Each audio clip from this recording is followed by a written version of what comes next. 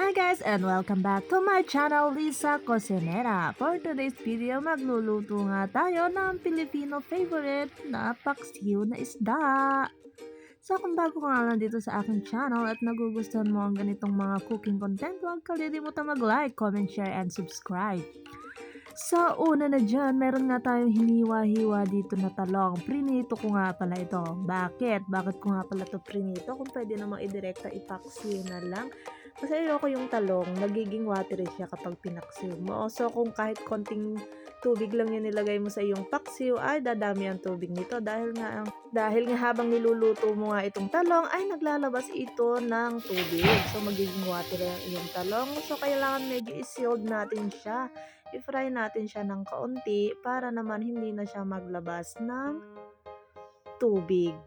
And then, tsaka hindi siya masyadong liliit kapag pinaksiw nyo kasi medyo nadudurog yan kapag pinaksiw natin. At yung na nga din, palaya ay naisipan ko na rin siyang iprito para na mas maging malasa siya later on. So, yun yung isda na gagamitin natin. Ayan, so prito na nga natin at prepare na natin ang ating mga gagamitin sa ating paksiw. Ayan. So, next natin ang pagpiprito ng ampalaya. Ewan ko ba, basta gusto ko lang siya i-fry. Feeling ko mas nagiging malasa siya at hindi siya nadudurog kapag prinito ninyo. So, ayan na nga. So, paksiw. Importante na meron tayo ditong luya. And the garlic. Na natin yung i-fry kasama na ng bawang.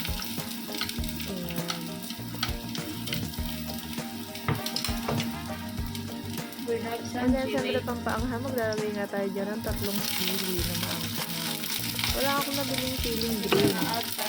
Kaya, tiis na lang muna tayo dyan sa sili na yung labuyo.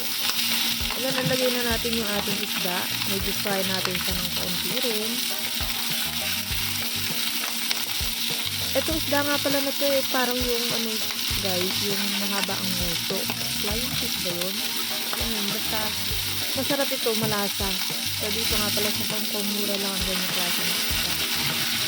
Yung piraso ay $10 lang. So, nag-add na rin pala tayo dyan ng suka. Siyempre, pampalasa maglalagay din tayo dyan ng pispa.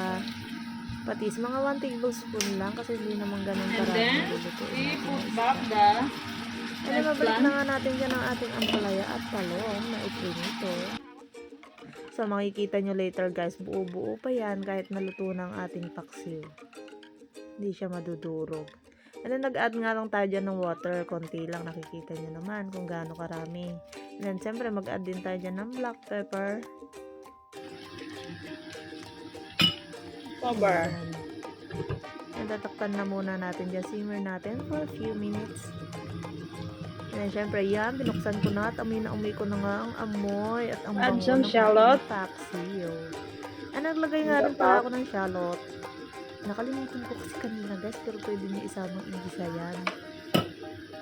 Ewan ko ba, naulyanin ng ating ninyo. Yan. Medyo halo-halo tayo at binili natin ang ating mga gulay para makita pa rin na may isda sa loob. Baka sabihin niyo paksiw na gulay lang yan. Ayan. So, sa tingin ko, medyo okay na siya. Titimplahan natin siya ng asin. 1 teaspoon lang ng asin at saka nag-add nga rin tayo dyan ng 2 teaspoon ng sugar. Gusto ko kasi medyo sweet siya.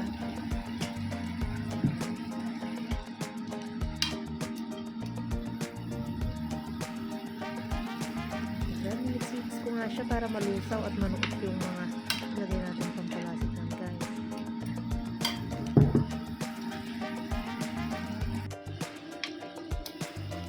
So, yeah, that's it. Ready na ang ating paksiw na isda. Nakita nyo naman guys, upang inyong mga talong at pampalaya dyan. So, picky ng pan and it's perfect.